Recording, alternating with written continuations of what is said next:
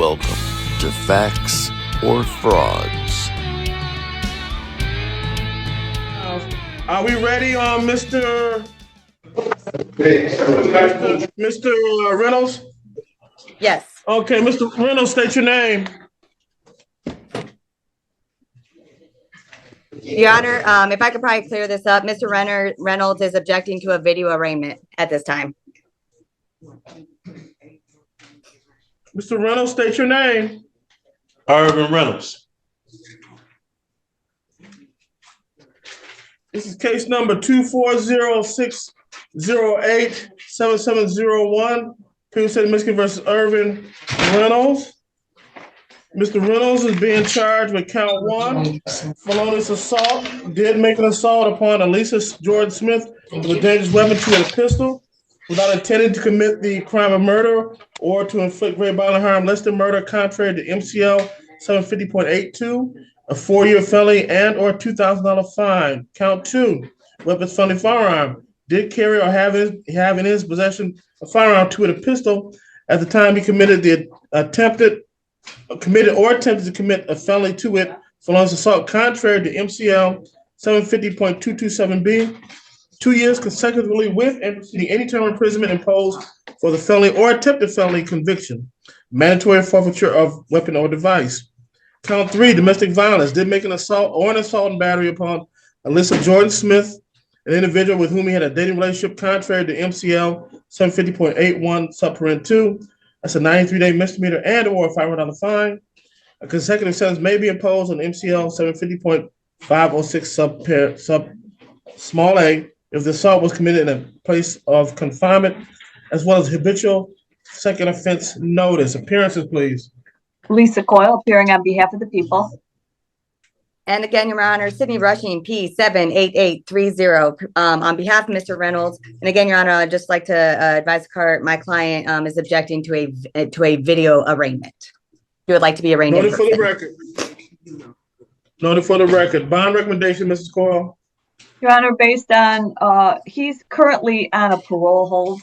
He has a parole violation, is returned to MDOC for he has a murder 2 out of 1992. He got 25 to 40. He was paroled in April of this year. This occurred in October of this year. As the court notes, it's highly assaultive, threats of death with a weapon. The complainant's statements are corroborated by the officer noticed a scratch under her chin. Also, they found the weapon in the backyard where he was detained once he fled from the officers. So for these reasons, Your Honor, although I know he's on a parole hold, he's likely going nowhere based on the allegations, based on the assault of nature. And I believe my guess would be the violation is the new case, but I'm not sure. So I'm going to ask for a $50,000 cash surety and a tether if he is released, tether house arrest, but likely I have a feeling this is what the parole is about. Ms. Rushing? Your Honor, we'd be asking Your Honor to consider a lower bond. That is an unaffordable bond. Again, my client is located at the Michigan Department of Corrections currently. So we're asking you for consider a lower bond. I believe a GPS tether is the least restrictive means if Mr. Reynolds is able to be released prior to the conclusion of this case. Okay, for clear, convincing reasons, I find Mr. Reynolds a danger to the complaining witness and to the community. Based on a review of the investigator's report, there was an assault with a pistol. And then what is troubling, in the last sentence of the first paragraph, the victim stated, "He has my gun and he said he's going to kill me."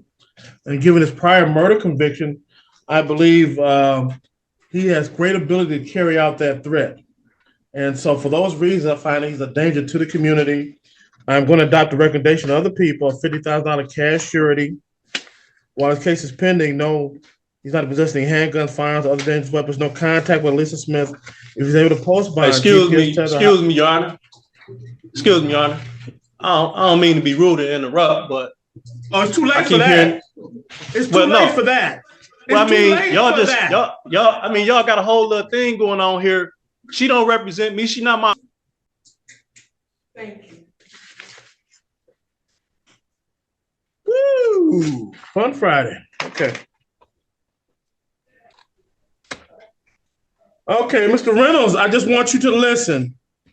You were given a $50,000 cash surety bond, which is, I presume, an unaffordable bond. I find that you're a danger to the community. You'll have a bond redetermination hearing Monday, December 23rd, in front of Chief Judge McConico. Well, you have a bond return. That's 9 a.m. in front of Chief Judge McConico. Probable cause, December 27th, preliminary examination, January 2nd, in front of Judge Sabri. You have any questions regarding your bond conditions and or court dates? I have a question concerning, what is this proceeding? Is this an arraignment? Yes. This is an arraignment? You just been arraigned. Okay, the thing I'm trying to explain is she not my attorney. She don't represent me. Okay. She been speaking on my behalf, and she's not my attorney. All right, who's your attorney then? I'm representing myself, and I'm making a special and limited appearance. What's your bond argument? What's your bond argument? I don't have a bond argument. I'm making a special and limited appearance just to challenge the subject matter jurisdiction of the court. And I'm telling you, this court don't have jurisdiction of the principal subject matter, which is the attachment action that the prosecutor filed. You big dummy. And thanks for hanging out with us on Facts or Frauds. Make sure you hit the thumbs up button, you're subscribed, and ring that bell for notifications so the next time I premiere a video, you can be in a live chat with everyone else and leave a comment in the comment section. Tell me what you think. And a huge thank you to all of our Facts or Frauds channel members.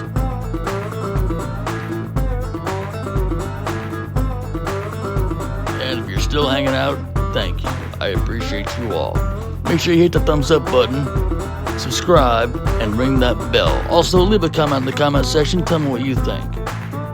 Till next time, I'll see you soon.